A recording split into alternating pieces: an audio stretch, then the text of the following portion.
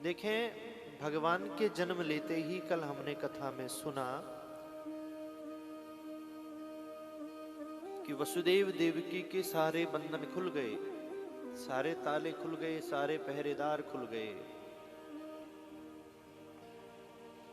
और जैसे ही भगवान को छोड़कर आए, योग माया को लेकर आए, फिर से सारे बंधन लग गए। तो इन बंधन से हमको क्या सीखने को मिले है? बंधन बंधुओं न शरीर का है, न आत्मा का है, न बुद्धि का है। बंधन सिर्फ हमारे मन का होता है। एक प्रसंग में अपनी कथा में सुनाता हूं। एक धोबी के पास एक गधा था और रोज वो सरोवर पे उस गधे को लेकर जाता था, बहुत सारे कपड़े रखकर, और रस्सी ले जाता था, कपड़े उतार लेता था, वहीं एक पेड़ में बांध देता था, कपड़े धुल कर वापस आता था तो कपड़े फिर उस पे लाद देता था और रस्सी खोल कर ले आता था। एक दिन क्या हुआ कि जल्दी जल्दी में वो गया, रस्सी ले जाना भूल गया। वहां ले जाकर जैसे कपड़े उतार के रखे,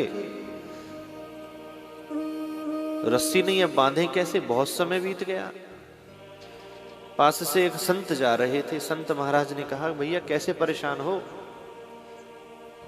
कहने लगे, मैं रोज यहां पर आता हूं और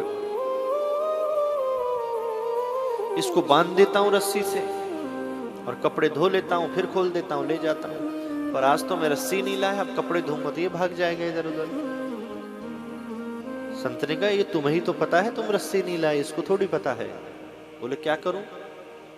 कहने लगे, इसके गले में हाथ ऐसे फेरो जैसे रोज रस्सी बांधते थे, और पेड़ के पास गांठ लगाने का नाटक करो। उस व्यक्ति ने कहा कि ऐसा करने से क्या होगा? बोले, तुम करो तो सही।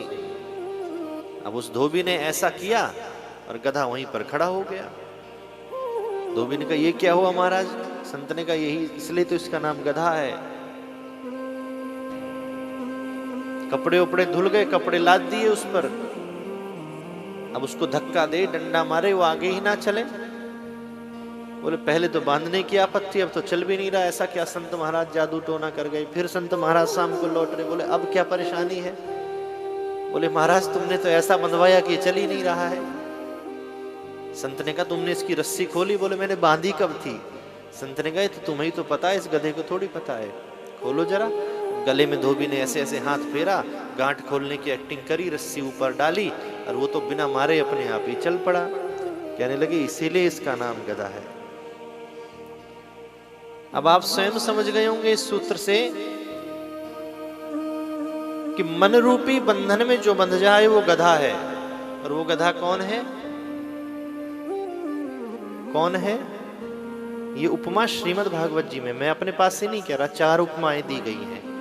पहली गधे की, दूसरी कुत्ते की, मनुष्य की तुलना श्रीमद् भागवत जी में हो रही है।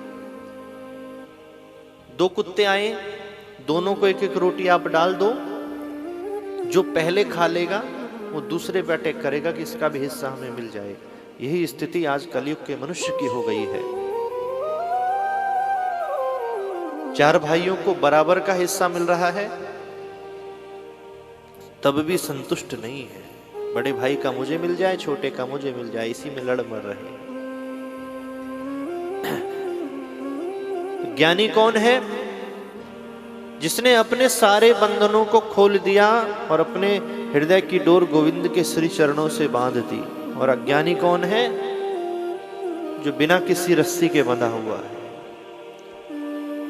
हम सब बंधे हुए हैं और इस बंधन से मुक्त होना चाहते हो, इस बंधन को खोलना चाहते हो, तो बिना गोविंद के प्राकट्य के ये बंधन खुल नहीं सकता।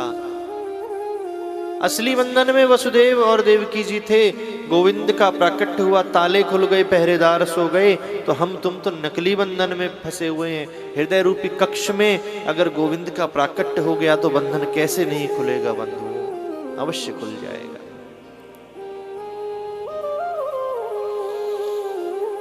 कभी विचार किया कि हमारा धरती पर आने का उद्देश्य क्या है?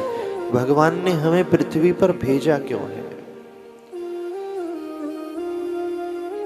यही सब करने के लिए भेजा था। ये क्रियाएं तो एक पशु भी कर लेता है, अपने बच्चों को तो पाल ही लेता है रोते गाते कैसे भी।